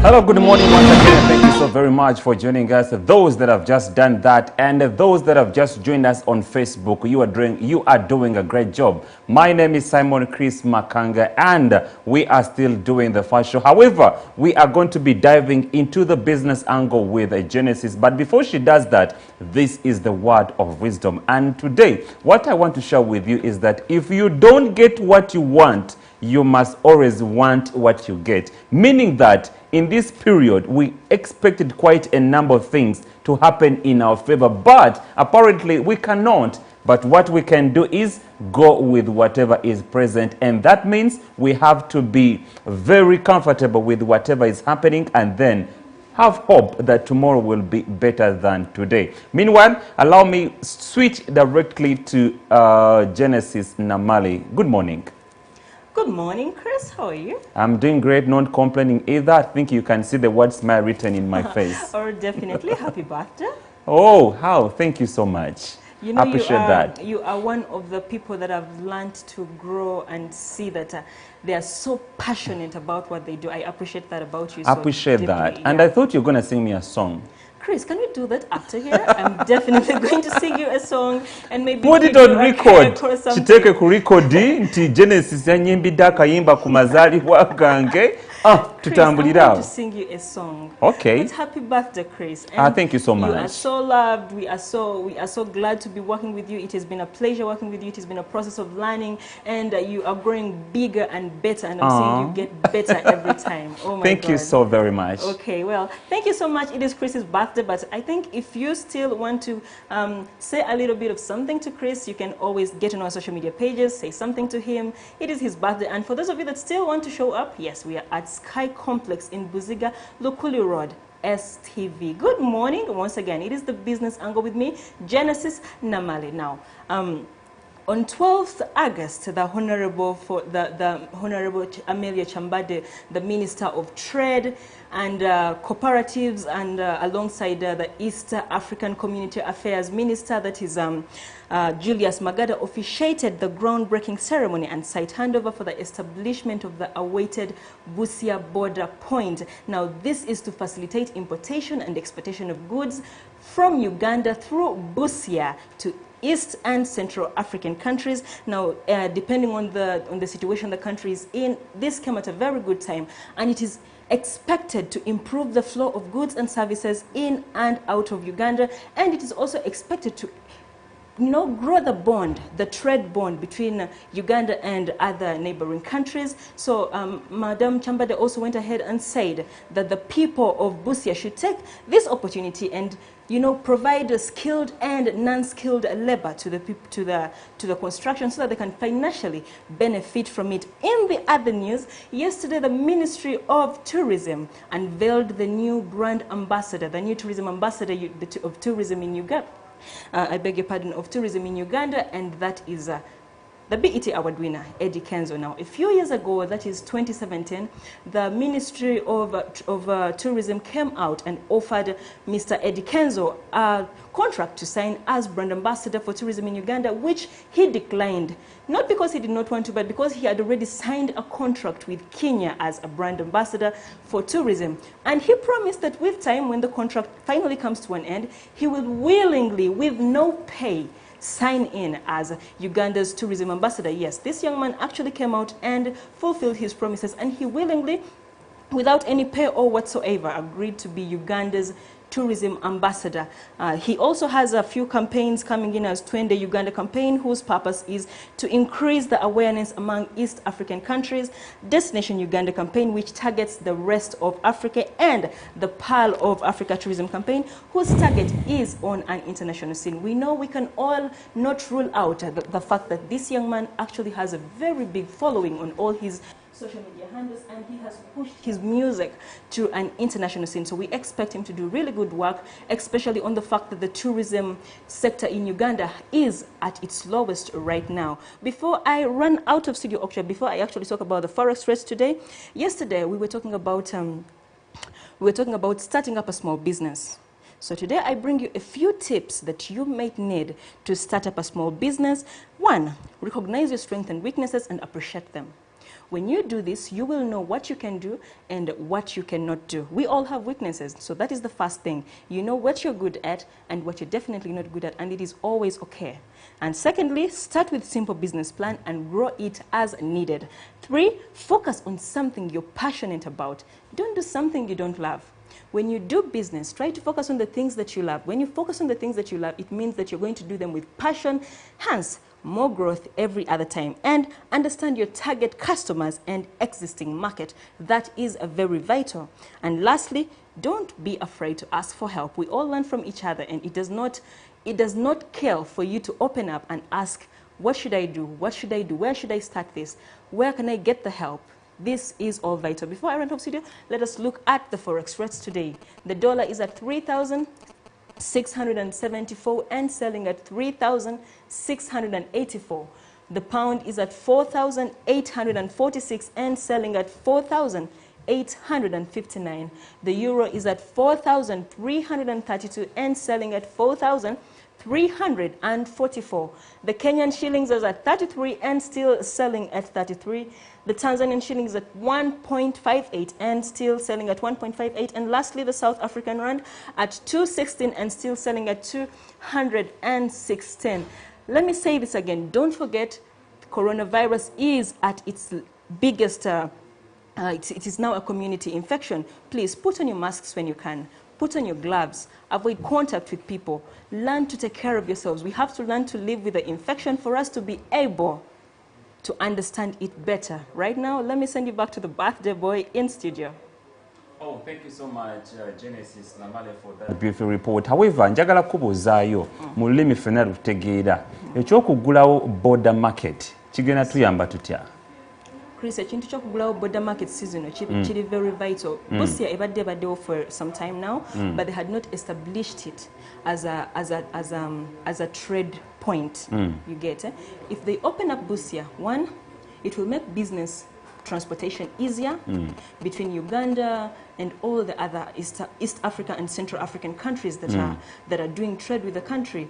It will strategize us in a proper way. Kubanga wetubanga tetulina inwards parts ezimala, kitegeeza very many people are going to fail to transport goods naturally. This is a source of employment to so many people in Busia. Abantu bangi babadde tebalina milimo, especially in this COVID period. So the minister actually went ahead and promised that the construction of this border point will take about 3 to 4 months. So if it actually goes as she promised, then this is a very good thing for the trade between Uganda and other. We all know that Uganda relies mostly on import products, so we need these border points in the country. Wow, thank you so much for that report. Era kankwerekereze ogende eri mu kibuga wakati ononyezeyo keke esinga okuba obulungi. Meanwhile, ladies and gentlemen, that was a report, a business angle with the Genesis. And for now, we are going to be taking another break. However, we shall return with Latifah Hamid. And don't you forget that we shall be having a General Mugisha Muntu with Elijah and the face-to-face show. That will be coming up later on at 9 a.m. For now, let's still take a break.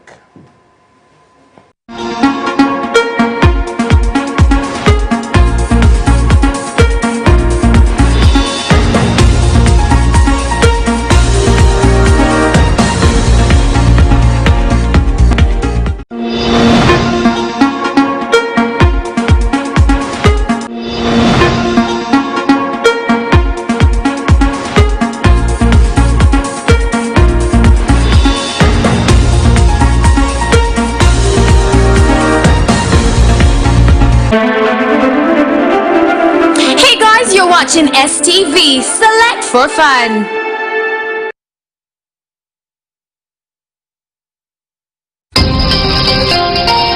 Tomorrow, Wednesday at 9 a.m., make sure to catch retired Major General Gregory Mugisha Muntu with Elijah Tuliagumanawe as we dive deeper into opposition politics. Do Uganda's opposition parties still hold mods ahead of 2021 or not? All of this on the first show.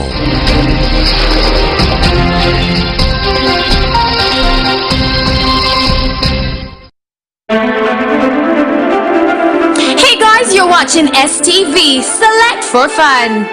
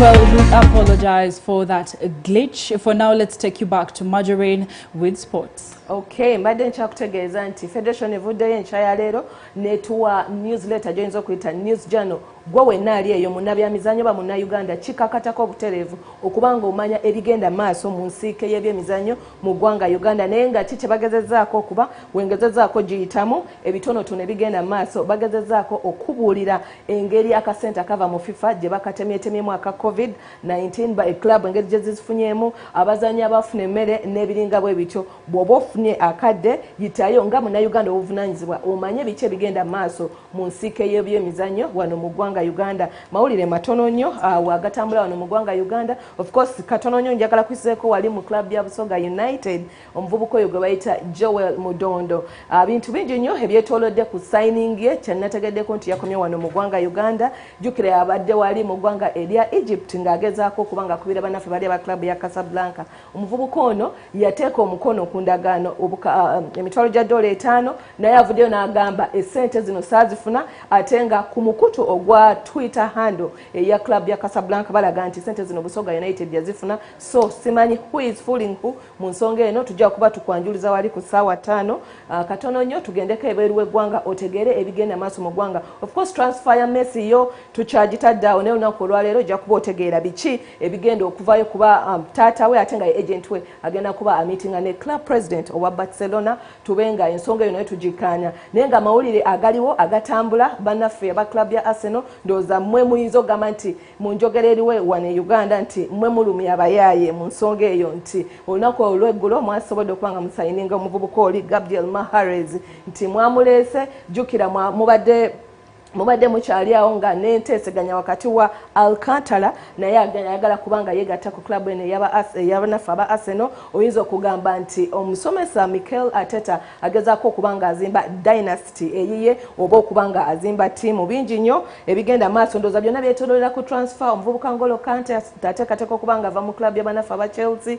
Kai Havertz ono tumanyi nti olunaku olw'enkya we banaaba bamaze okuzanya n'eggwanga erya Spain ajja kuba agenda butereevu. Jjukira amaze okubanga medical wazikola bulungi. Van de Beek oyo ye Manchester United tetukyalina kyakwogerako ate nga okuleka ate Arsenal era nga bwe nkugambye nti Hector Bellerin kapteni wammwe essaawa yonna ayinza okuba nga atambulamu ng'agenda mu klabu y'abanafe eya PSG wali mu ggwanga erya France. Omuntu gwolaba oyo ku STV yo Sadio Mane amawulire nago gatshokins agaguddewo nti omuvubuka ono essaawa yonna tuyinza omulaba ng'alekulira klabu y'abanafe aba Liverpool ng'ayegatta wali mu klabu ya Barcelona. Ndowooza tujja kuba tukugaziyizaako nnyo wali ku ssaawa 5 mu kintabuli ky'ebyemizannyo. Good morning. Well, thank you. That report, very few words, but you know, things that make sense. Well, right now me and Simon Chris Makanga would like to say goodbye to all of you who have been part of this session, especially those who have been on our Facebook platforms and they have been wishing Simon Chris a happy birthday. 0 Msamvu Tano Munana Tano Mwenda Msamvu Satu Biribiri is JB's number. Call him and he will dress you the way he has dressed me. Simon Chris Makanga.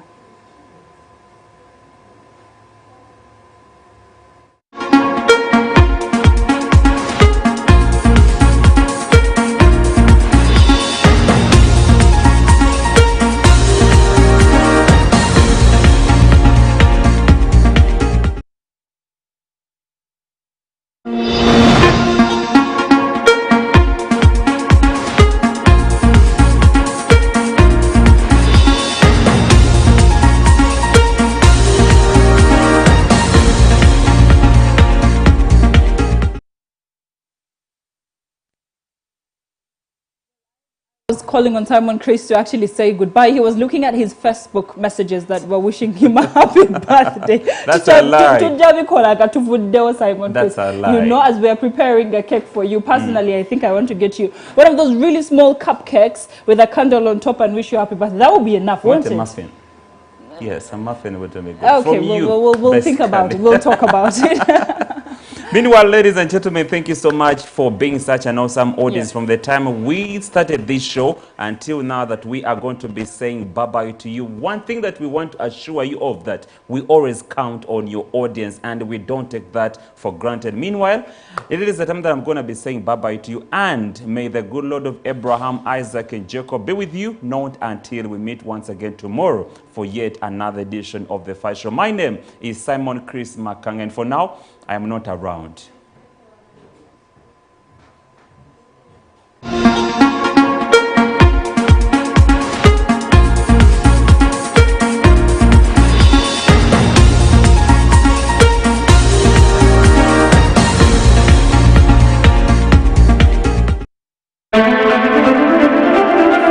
Hey guys, you're watching STV. Select for fun. Tomorrow, Wednesday at 9 a.m., make sure to catch retired Major General Gregory Mugisha Muntu with Elijah Tuliagumanawe as we dive deeper into opposition politics. Do Uganda's opposition parties still hold mods ahead of 2021 or not? All of this on The First Show.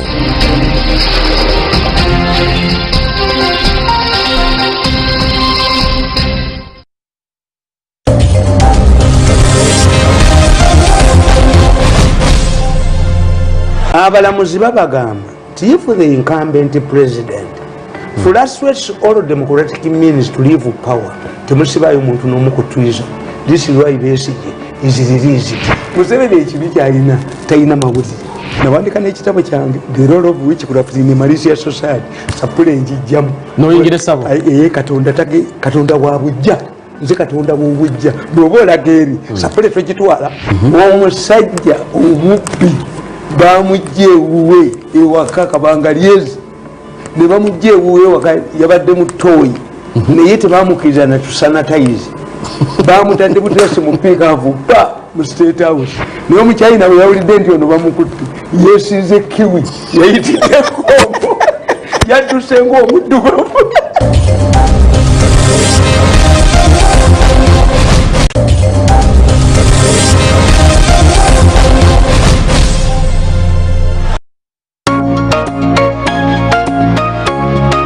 Bampita Dr. Franklin Mondo Mugisha wano ku STV biri ku makyakera nange nga twogera ku nsonga ez'enjawulo engeri tusobola okwezimba mu ggwanga lyaffe engeri tusobola okuzimba gye tubeera gye tuva wategedde obwavu lwa kibuluma mikwano gy'abaavu baani otambula otya osula otya okusalawo okwo okw'obulamu kutandikira ku nfunayo emikwano gy'abagagga n'abaavu tusobola ogitegeera wano ku STV tugenda kwogera ku nsonga z'abaslay queen tutambula tutya kukyusa omulembe gw'abawala baffe kubanga bafuuka babuvunaanyizibwa era nga bakozi nga banoonyi ba kikumi tugenda kwogera ku bakanyama bazimba batya emibiri ye omubiri bwe gulimu ssente oba bwe bulamu bwe twetaaga omukazi tasobola kuleka musajja w'emmotoka mukaaga mbakute akwate 6 pack abufune mubatambule naye wano ku STV Big Network. See ya.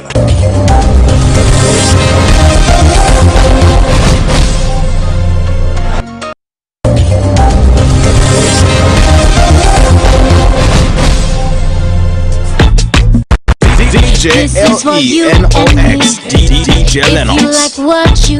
Alright, it's a vibration, and I want to say, voila, welcome to the future of entertainment. The big boys are right on your television. Every Monday to Friday, 4 to 5 p.m. You know, you show your chasinzo kubera never superstar bakabi. Injagala tukole mobili bidati. Amisi. Do dati. Best cafe banga,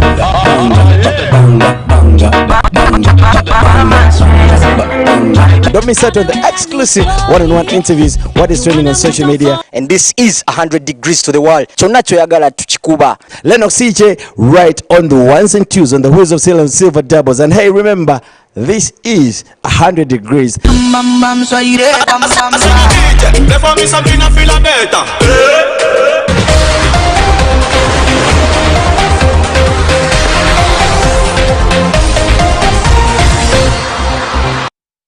Nini nkimpigia kusudi zake na kipokea eti wewe nani na namba kakupa nani kusema za ukweli nimepata pigo moyo umetoboka inauma figo kichwa changu mwenyewe naona mzigo wanaona